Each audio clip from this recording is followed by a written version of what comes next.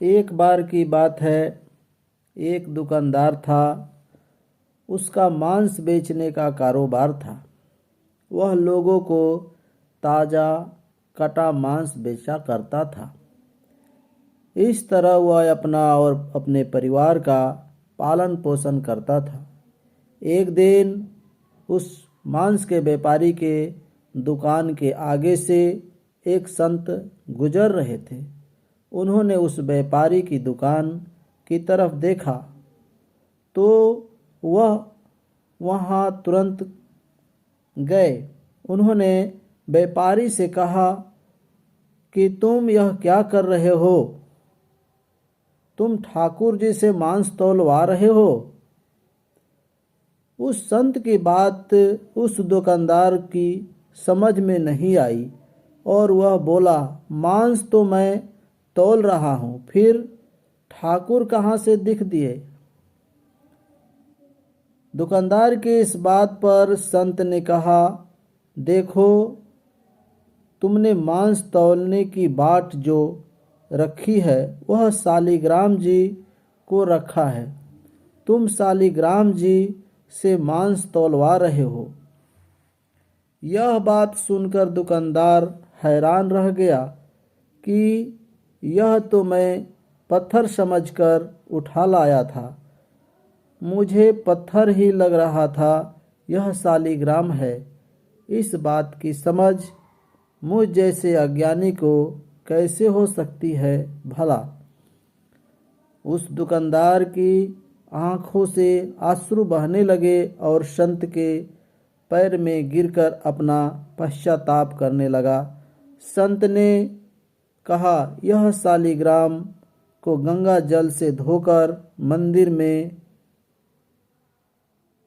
रख दो और प्रभु से माफ़ी मांग लेना। संत के जाने के बाद उस दुकानदार ने स्नान करके शालिग्राम जी को गंगा में स्नान करवाया और मंदिर में रख दिया। खुद भगवान से प्रार्थना की कि माफ़ी मांगी और कहा, हे प्रभु, मैंने अज्ञानवश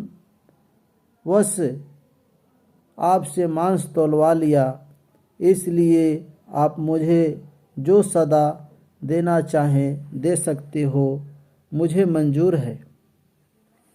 वह दुकानदार यह सोचकर कि वह कितना मूर्ख है कि भगवान से न जाने कितने सालों से मांस तौलवा रहा था और प्रभु कितने दयालु हैं कि उनके घोर अपराध करने के बाद भी उसे वह उसके परिवार के भरण पोषण करते रहे।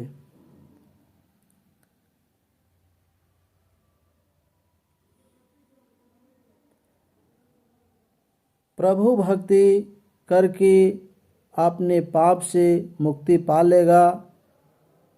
वह दुकानदार अपनी दुकान अपने बेटे को संभाला,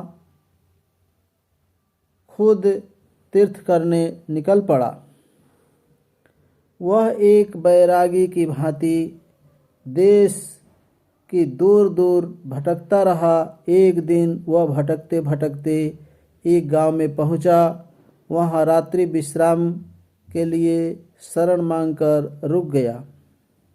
वह एक घर में उस घर के मालिक की शरण में रुककर रात्रि काट रहा था।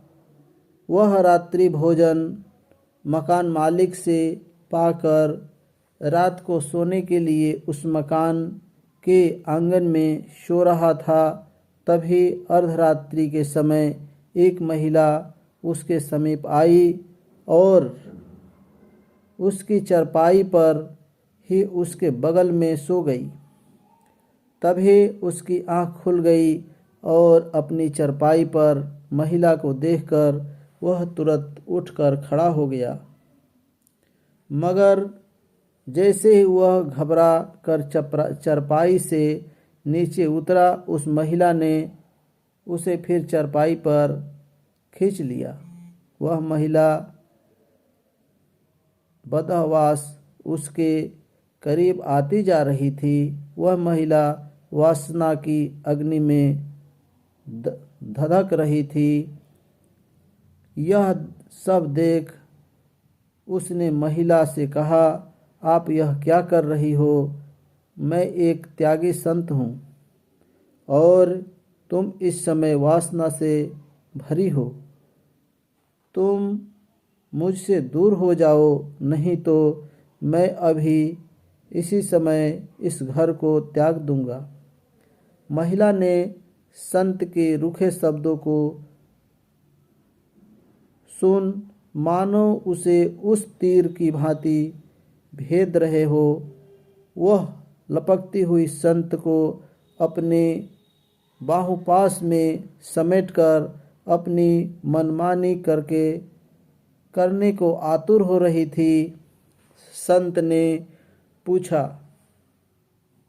तुम कौन हो? मुझसे इस तरह व्यवहार क्यों कर रही हो? तब वह महिला बोली, तुम जिस घर में ठहरे हो यह घर मेरा है, मैं इस घर की मालिकिन हूँ। वह व्यक्ति जिसने तुम्हें रात्रि विश्राम के लिए शरण दी वह मेरा पति है।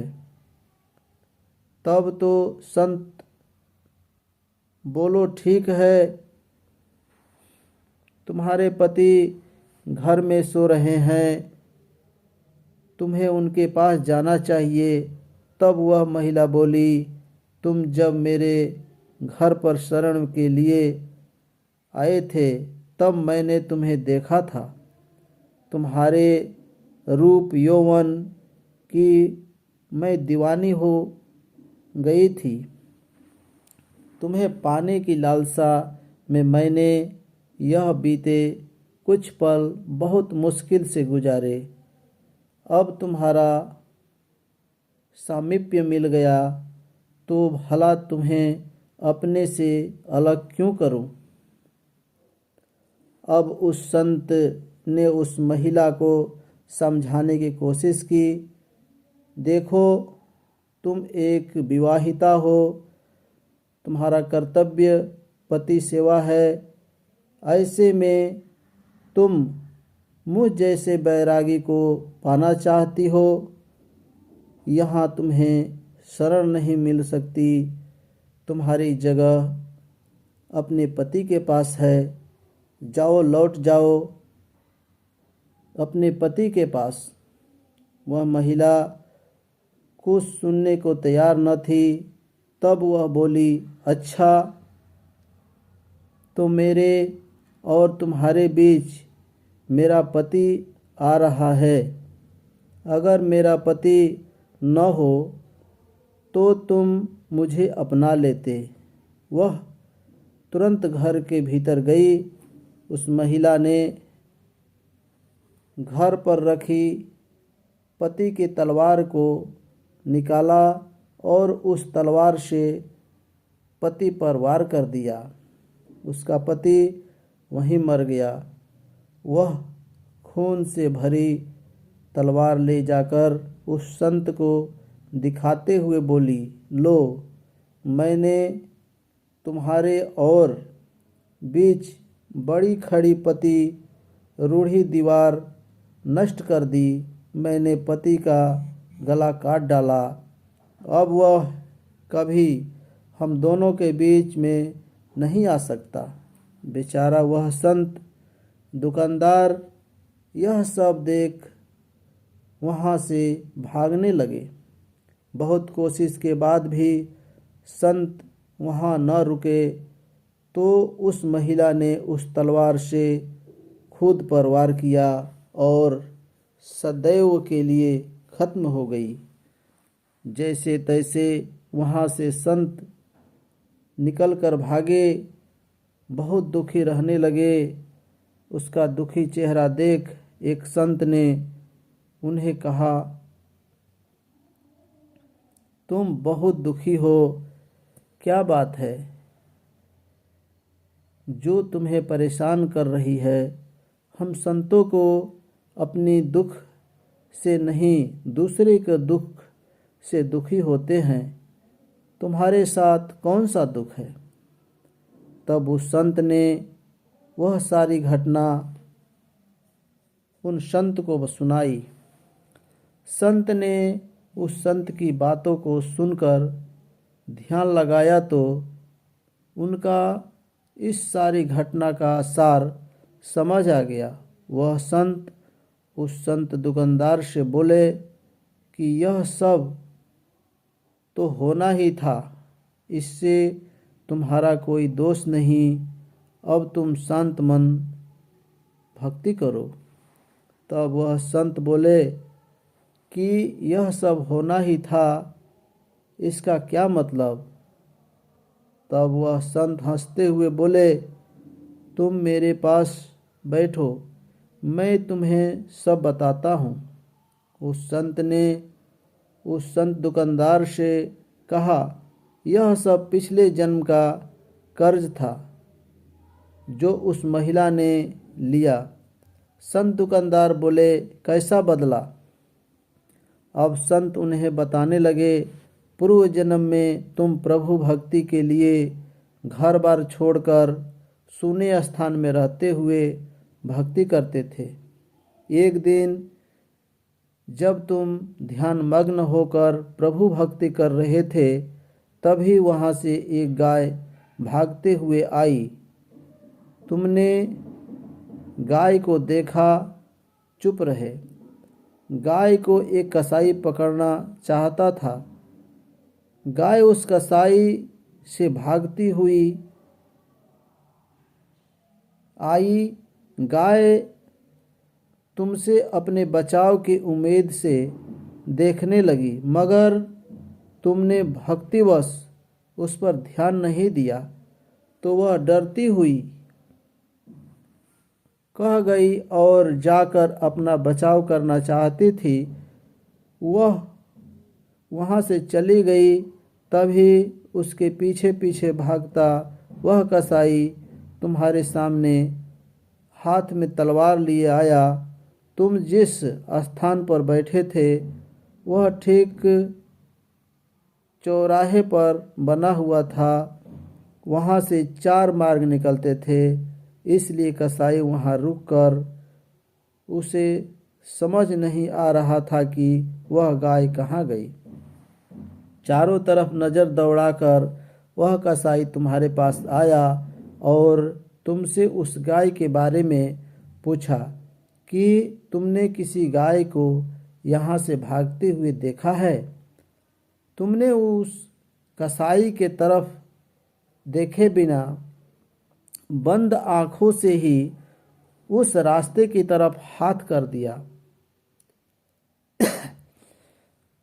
जहाँ वह गाय भाग कर गई थी।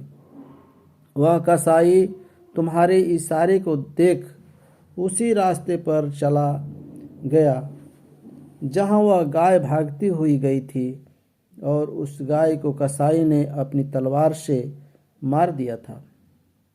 अब वह संत दुकानदार हैरान होकर उस संत से बोले, उस गाय व कसाई से मेरी इस घटना का क्या वास्ता?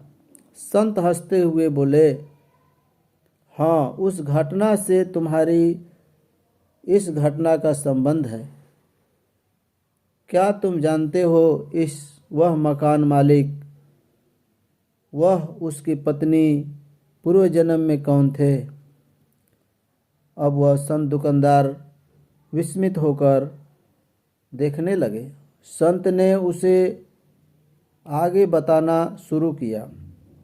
वह जो मकान मालिक था जिसने तुम्हें रात्रि विश्राम के लिए शरण दी थी, यह पूर्व जन्म में एक कसाई था। यह कसाई था जिसको तुमने गाय का मार्ग बताया था।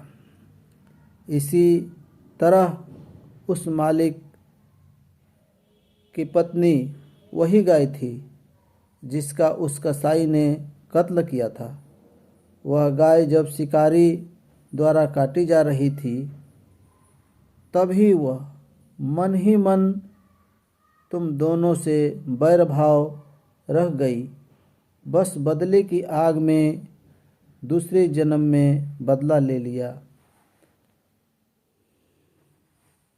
उसने उस कसाई जो उसका इस जन्म में पति था, उसी तरह तलवार से मार दिया। और उस कसाई ने गाय की तलवार से काटा था। तुमने कसाई को उस गाय मार्ग बताया, इसलिए वह तुमसे इस तरह व्यवहार कर रही थी। यह सब जन्मों के खेले किसकी समझ में आते हैं? इंसान अपने बुरे जाल में ही उलझा रहता है और दुखी और दुख से रोते रहता है। दुख सुख हमारे अपने पूर्व जन्मों के बोए बीज हैं जो इस जन्म में आकर काटते हैं।